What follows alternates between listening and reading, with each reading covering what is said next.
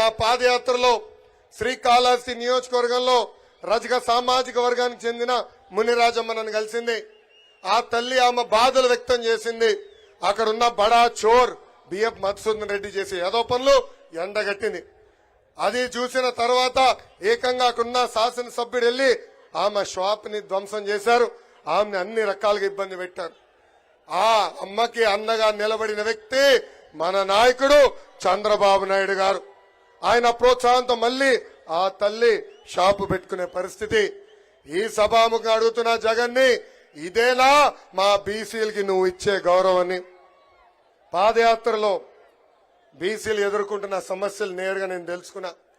ఆనాడు ఆదరణ పథకం కింద రజక సోదరులకి వాషింగ్ మెషిన్ ఇచ్చాం. కానీ ఈరోజు ఆ వాషింగ్ మెషిన్లన్నీ పక్కన పెట్టేసే పరిస్థితి వచ్చింది.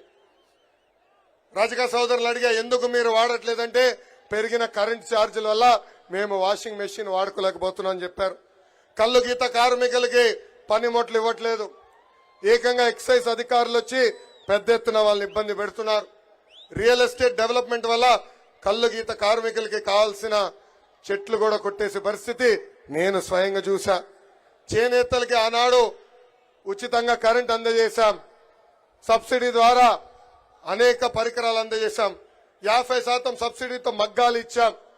కలర్ సబ్సిడీ ఇచ్చాం. యాన్ సబ్సిడీ ఇచ్చాం. ఈ రోజు ఈ ప్రభుత్వ అధికారులకు వచ్చిన తర్వాత అవన్నీ రద్దు చేసింది.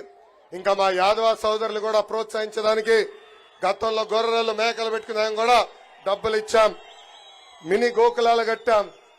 ఏకంగా బంజర భూములు కూడా ఆనాడు అందజేశాం. ఈ రోజు ఈ ప్రభుత్వ అధికారులకు వచ్చి గోపాల మిత్రులు మెడబట్టుకుని బయటికి గెంటేసింది. వాళ్ళని కూడా అన్ని రకాలుగా ఇబ్బంది పెట్టింది ఈ ప్రభుత్వం. ఇంకా మా మత్స్యకార సోదరులకి గతంలో సబ్సిడీ ద్వారా వలలు అందజేశాం, బోట్లు ఇచ్చాం, ఏకంగా ఐస్ బాక్సులు మోపెడ్లు కూడా అందజేశాం. ఈ ప్రభుత్వం వాళ్ళని కూడా మెడబట్టి రోడ్డు బయట గెంటేసింది. బీసీ సోదరులకు ఎదుర్కొన్న సమస్యలు పాదయాత్రలు తెలిసిన అవకాశం నాకు వచ్చింది. ఆ నివేదిక వేదికమైన పెద్దలకు అందజేశాం. అది మన అధ్యక్షులు చంద్రబాబు నాయుడు గారు బీసీ డిక్లరేషన్ లో భాగంగా మన సమస్యలు పరిష్కరిస్తారు. 2019లో నేను పోటీ చేయాలనుకున్నప్పుడు చంద్రబాబు నాయుడు గారు మీ రాష్ట్రంలో ఎక్కడ పోటీ చేయాలనుకుంటున్నారని నన్ను అడిగారు. ఆనాడు ఆయనకు ఒకటే చెప్పా, అయ్యగారు ఎప్పుడు గెలవని నియోజకవర్గం నాకు ఇవ్వండి, గెలిపించి చూపించే బాధ్యత నేను తీసుకుంటానన్నాను. ఆనాడు నన్ను మంగళగిరికి పంపించారు. 21 రోజుల ముందర వచ్చాను. స్వల్ప మెజారిటీతో ఓడిపోయాను. కానీ గత 4 సంవత్సరాలు 10 నెలలుగా మంగళగిరి ప్రజలు నమ్ముకుని ఎప్పుడు లేని విధంగా సంక్షేమ అభివృద్ధి కార్యక్రమాలు ఈ పసుపు జెండా చేసింది. ఆంధ్ర రాష్ట్రంలో ఎక్కడ జరిగిన విధంగా 29 సంక్షేమ కార్యక్రమాలు మన నియోజకవర్గంలో మనం చేశాం. మంగళగిరి ప్రజలందరికీ నేను శిరసు వంచి పాదాభివందనం చేస్తున్నాను. నాకు మీరు అండగా నిలబడ్డారు, నన్ను మీరు ప్రోత్సహించారు. మీరు ముందరికి నడవండి, మీకు అండగా నిలబడతానని నాకు మీరు కొండంత బలం అందజేశారు. అందుకే ఈ సభాముఖంగా చంద్రబాబు నాయుడు గారు నేను కొన్ని మంగళగిరి ప్రజల తరపున కోరుతున్నా. మొదటిది, కొండపోరంబోకు ఫారెస్ట్ భూముల్లో, ఇరిగేషన్ భూముల్లో, ఎండోమెంట్ భూముల్లో, రైల్వే భూముల్లో దశాబ్దాలుగా మంగళగిరి ప్రజలు అక్కడ ఉంటున్నారు. ఇల్లు కట్టుకున్నారు. 1 తరం కాదు, 2 కాదు, 3 తరాలుగా అక్కడ ఉంటున్నారు. ఆ భూములన్నీ రెగ్యులరైజ్ చేయాల్సిన బాధ్యత మన పైన ఉంది సార్. రెండోది, మంగళగిరి నియోజకవర్గంలో ఉన్న నిరుపేద కుటుంబాల కోసం 20,000 ఇల్లు కూడా కట్టించాల్సిన బాధ్యత మన పైన ఉంది. మూడోది, పద్మశాలీలంటే చేనేతలు అనుకుంటాం, కానీ మంగళగిరి నియోజకవర్గంలో పెద్ద ఎత్తున పద్మశాలి సోదరులు స్వర్ణకారులుగా ఉన్నారు. వాళ్ళని ఆదుకునేదానికి ఒక ప్రత్యేక కార్పొరేషన్ కూడా ఏర్పాటు చేయవలసిందిగా పెద్దల్ని నేను కోరుతున్నాను. పెద్దల ఆదేశాల మేరకు మంగళగిరిలో మేము ఒక పైలట్ ప్రాజెక్ట్ చేశాం. టాటా సంస్థతో ఒప్పందం కుదిరించుకున్నాం. ఏకంగా మగ్గాలపైన ఉన్న చేనేత సోదరుల ఆదాయం రెట్టింపు కూడా చేశాం. ఆ కాన్సెప్ట్ ని మంగళగిరిలోనే కాదు రాష్ట్ర వ్యాప్తంగా తీసుకెళ్లాలని ఈ సభాముఖ పెద్దలు కోరుతున్నా.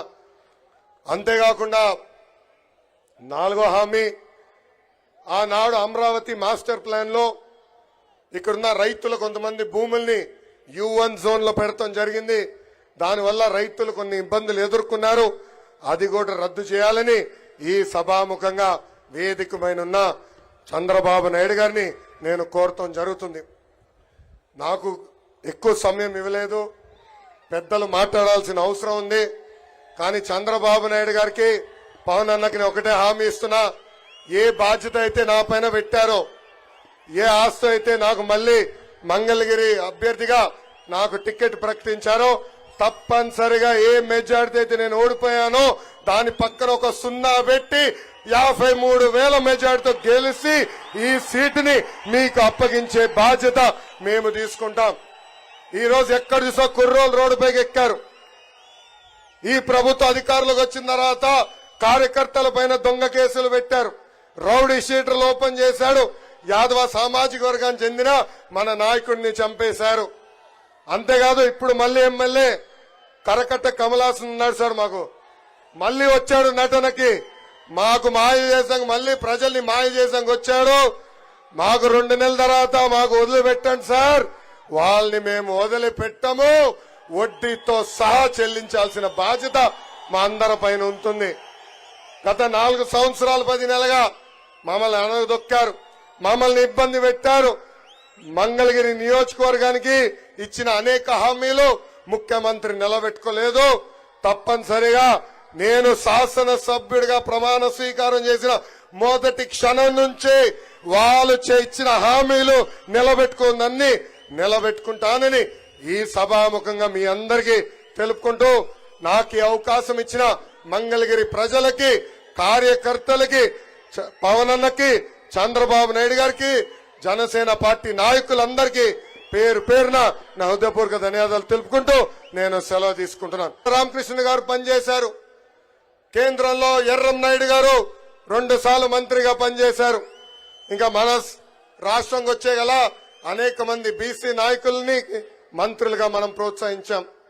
ఇంతేకాదు ఒక టీటీడీ చైర్పర్సన్ అన్నా, టుడా చైర్మన్ అన్నా ఏకంగా బీసీలని ప్రోత్సహించిన పార్టీ తెలుగుదేశం పార్టీ. ఇప్పుడు బీసీ సోదరులందరం మనం ఆలోచించాలా, ఆ పదవుల్లో ఈ రోజు ఎవరు కూర్చుంటున్నారని.